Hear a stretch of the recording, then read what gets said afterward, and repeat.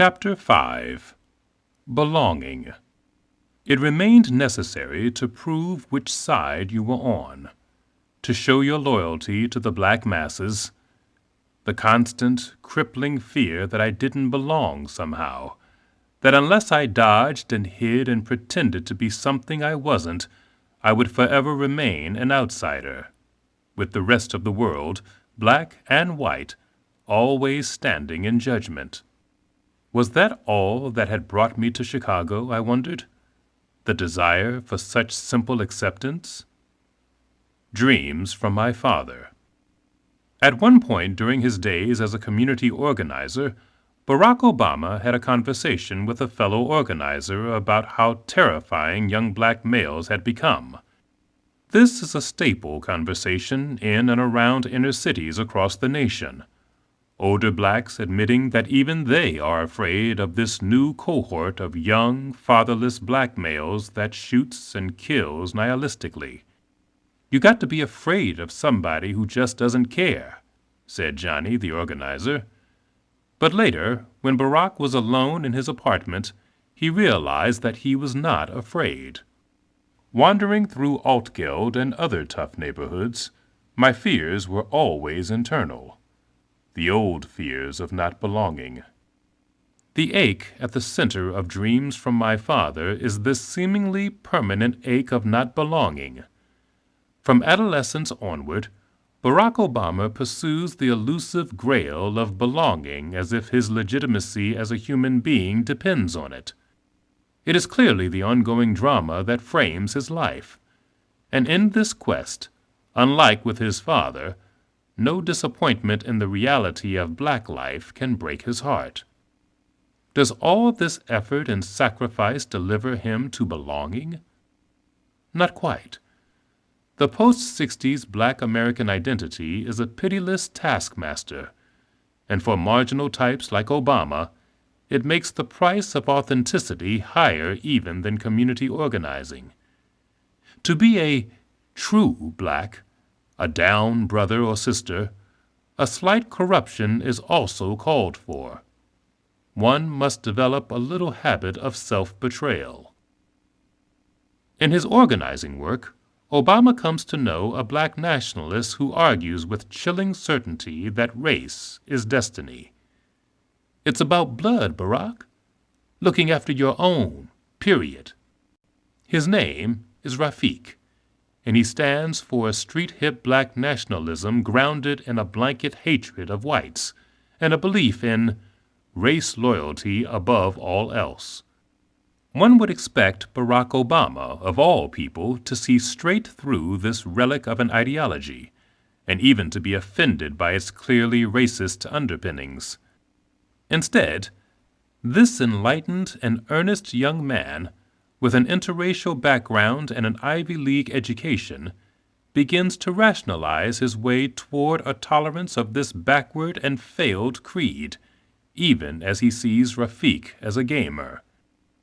And what gives these rationalizations a special pathos is that they put Obama at odds with his own mother.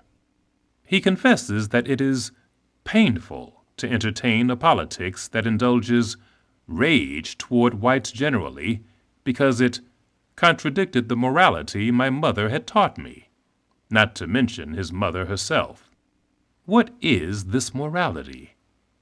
It is the civilized idea that character counts vastly more than race, that distinctions have to be made between individuals of goodwill and those who wished me ill. Barack Obama owes his very existence to the ascendance of this morality in American life, and he acknowledges this by referring to the personal stake he has in it.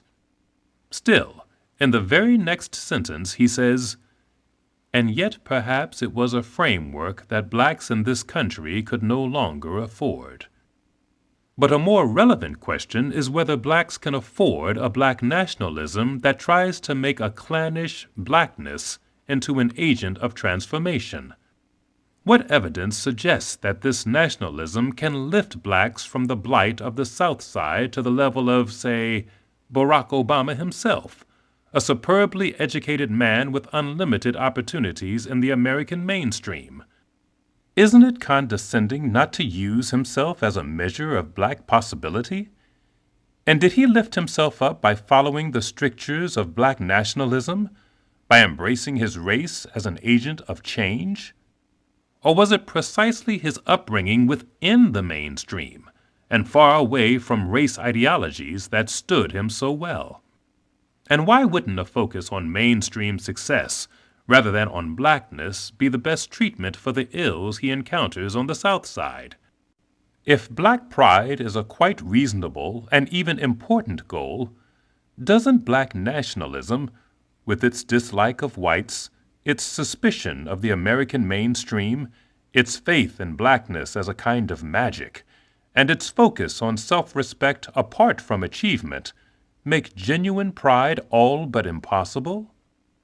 And Barack Obama surely knows this, just as I knew it in my East St. Louis days, when I, too, fellow-traveled a little with black nationalism. I knew that late 60s black nationalism seduced the most vulnerable with kitschy images of blackness, but never taught anyone how to build a successful life in the modern world.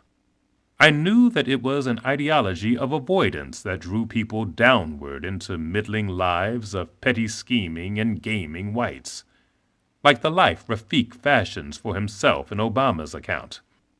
I entertained this nationalism in East St. Louis in order to belong, and in order to be polite.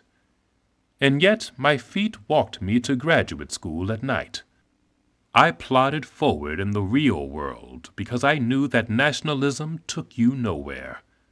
Still, I wore a dashiki, clenched my fist, sported an afro, traveled to Africa. The need to belong is one of life's most powerful inclinations.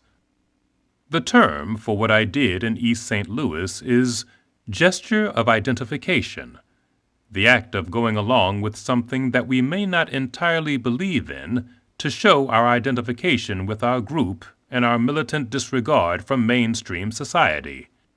It is a way of belonging. When we gesture identification, we hope for transparency with the group, to become so much of the group that we are the group and the group is us. In totalitarian societies, people are coerced into gesturing their identification frequently. If they fail to gesture, they lose transparency with the group and stand out as separate and troublesome individuals who must be repressed. The gulag, literally or figuratively, awaits them.